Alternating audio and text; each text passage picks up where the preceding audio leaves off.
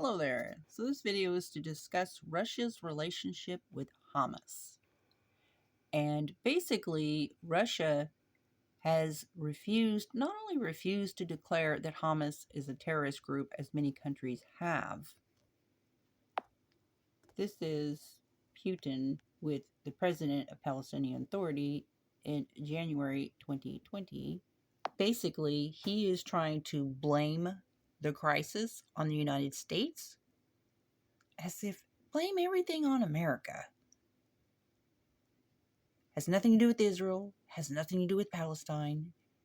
And if you look at the amount of rockets that have been shot into Israel that the mainstream media around the world have been ignoring, onslaught against Israel's has been ongoing. However, the battle is over a little part of Jerusalem, stating that the resolution of the Israeli-Palestinian conflict, they were trying to monopolize that. They refused to account for the fundamental interests of the Palestinian people, which is their desire for independent, not just an independent Palestinian state, which is all you hear about. All you hear about is free Palestine. But the main thing is the capital in East Jerusalem. And if you look at prophecy, it always, you will find, will center around Jerusalem. We're talking about in the end days when armies encamp about Jerusalem. That is, you just look, it's in the Bible. And this is happening before our very eyes, with Russia refusing to say that Hamas is a terrorist organization, as they have shot 7,400 rockets since their onslaught of October 7th, and all you hear about is the rockets being fired into Gaza. He has enjoined and becoming cozy with Hamas and escalating this war. More than 1,000 U.S. Israeli troops arrive at the Lebanon border as Iran is uniting with Hamas and Hezbollah against Israel. Not to forget that Russia is cozied with them as well. So according to this is combat camera. I don't know if I would say that Russian troops are helping Hamas, but there's a lot of things going on behind the scenes that intelligence, a lot of things are classified, understand that, during wartime. So, but this is the first of hundreds of troops that are just deployed to Israeli border. Iran is in the battle. Russia is in support of Hamas. According to Washington Post, it is stating that Putin is helping Hamas to hurt the West. Not just refusing to declare that Hamas is a terrorist organization. And according to The Economist, China also is not considering Hamas to be a terrorist organization. While they're trying to act like they're actually neutral, in fact, it's being argued that China is a supporter of Hamas. And they also include false allegations that suggesting that they're not complying with the humanitarian laws and ignoring the fact that 1,110,000 attempted murder victims of Gaza by the 7,400 rockets that have been fired into Israel since the war has started, and all they talk about is as if the only attack on them was on October 7th, ignoring the many rockets that have been fired on a continual basis. And that doesn't even include the missiles that have been fired that were thwarted and drone attacks. So literally over millions of people could have been killed by those continuing to fire rockets, but they're not discussing that.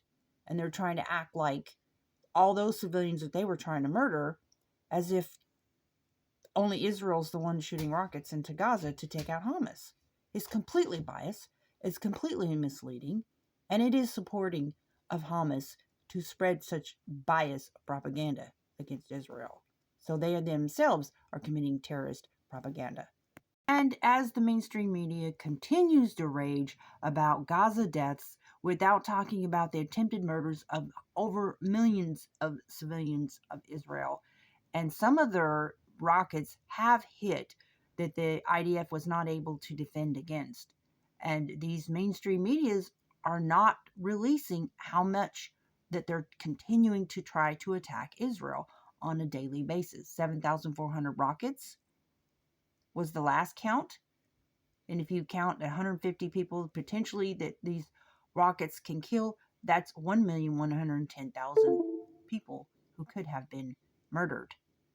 So attempted murder should also be accounted for when you're going to have discussions about humanitarian laws. And if you're not doing that, then you're being biased and supportive of terrorism to propagandize that acting like the terrorists aren't continuing to attack daily.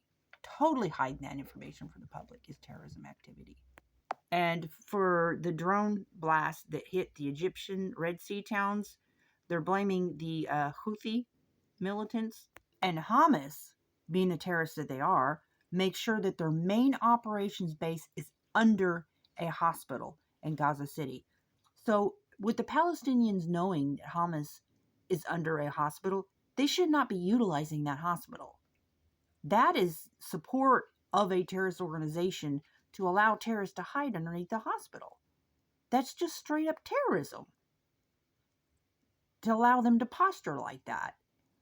So, at any rate, you've now got this is a global war at this point. You've got Hamas and other militant groups that are backed by Iran, China, Russia, and you've got mainstream media around the world who is propagandizing terrorism by omitting the fact of the amount of attacks that they have been shooting into Israel on a daily basis. When you have attempted murder and attempted slaughtering murder of up to the millions now, and you're hiding that from the public, that is pretty much terrorist propaganda behavior. People need to know that while maybe they weren't successful, attempted murder is attempted murder. Continue to try to onslaught civilians in Israel is terrorism. Hiding terrorism of Israel and the amount that they have done is just, well, it's disgusting. And this is prophetic. It's in the Bible. If you read it, it's in there. On the amount of people who rising armies who will rise up against Israel and specifically Jerusalem. Have a good one.